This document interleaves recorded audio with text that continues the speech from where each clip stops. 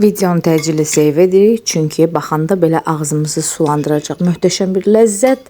Göyəm döyməcə hazırlayırıq. Nəhayət ki, sıra gəldi, çatdı döyməcimizə.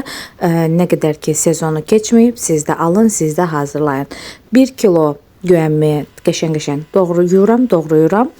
Qeyd edim ki, məndə təmizləyəndən sonra 1 kilo qaldı. Təxminən 1 kilo 200, 1 kilo 300 qram meyvə alsaz, hardasa 1 kilo əldə etmiş olarsınız. Qəşəng-qəşəng doğradıqdan sonra üzərinə bir dəstə reyhan, böyüklüyünə asılı olaraq 1-2 dəstə cəfəri, 5-6 diş sarımsaq, 1 yemək qaşığı duz, 1 yemək qaşığından biraz az şəkər tozu əlavə edirik, yaxşı-yaxşı qarışdırırıq. 2-3 saat gözləyirik, suyunu bol-bol buraxsın.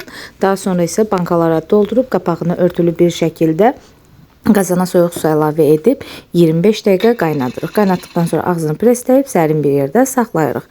Hazırlayan hər kəsə indidən nuş olsun.